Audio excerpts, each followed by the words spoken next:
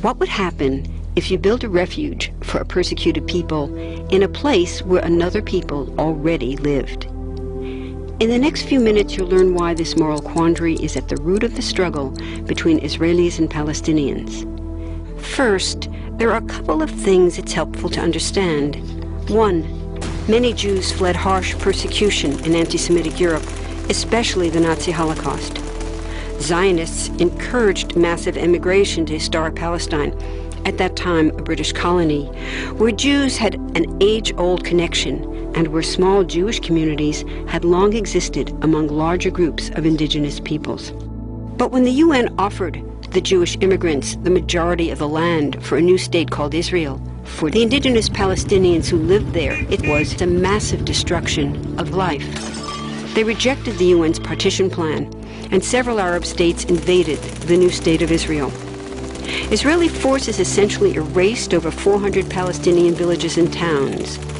By the end of the fighting, Israel controlled 78% of historic Palestine.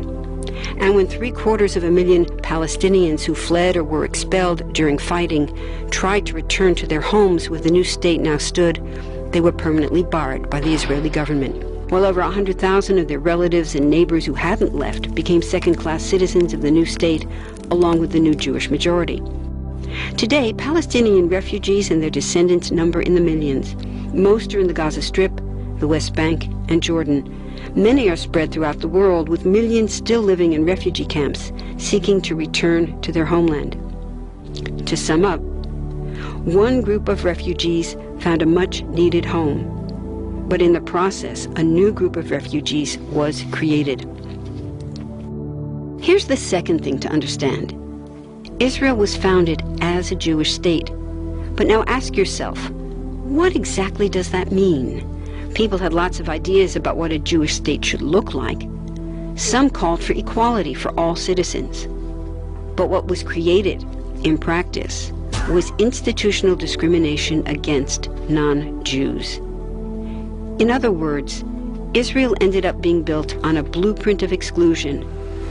The Israeli government wants maximum land and resources for Jews, but not the Palestinians living there.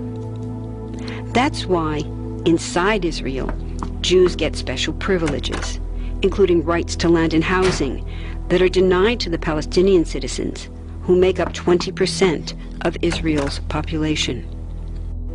That's also part of why Israel has never defined its borders. In fact, they still hold on to land, the West Bank and Gaza, that they conquered in the war in 1967. Since then, Israel has built Jewish settlements throughout the occupied West Bank, building Jewish-only cities and supplying them with infrastructure like roads and army camps, schools, and even a college.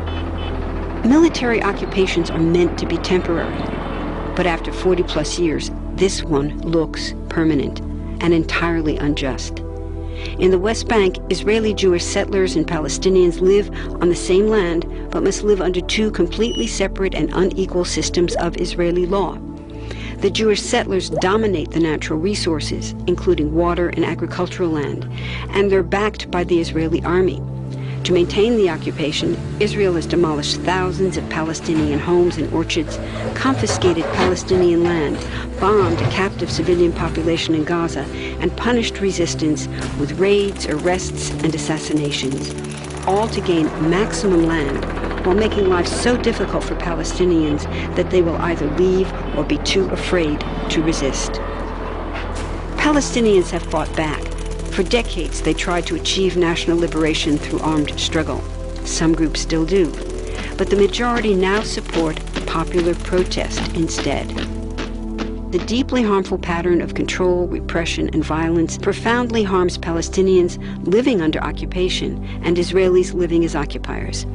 This must be broken to reach a peaceful and secure future for both peoples. Now that you understand the problem, what about the solution? What about peace talks? So far, over 2 decades of U.S.-backed peace talks have actually made things worse by helping Israel continue the occupation. It's been years of talking while Israel massively expanded the Jewish settlements and literally redrew the map. Peace talks are good if they're real, but not when they're theater to cover a land grab. So now what? The current world superpower, the United States, has been a terrible friend, enabling Israel's destructive and self-destructive expansion onto Palestinian land by funding the Israeli military, the biggest recipient of U.S. foreign aid in the world. But there's another superpower that can make the difference: you. There's a movement with hundreds of thousands of people just like you across the world, including Palestinians and Israelis, protesting, educating, divesting, and boycotting, all to bring nonviolent international pressure on Israel to stop violating human rights of Palestinians.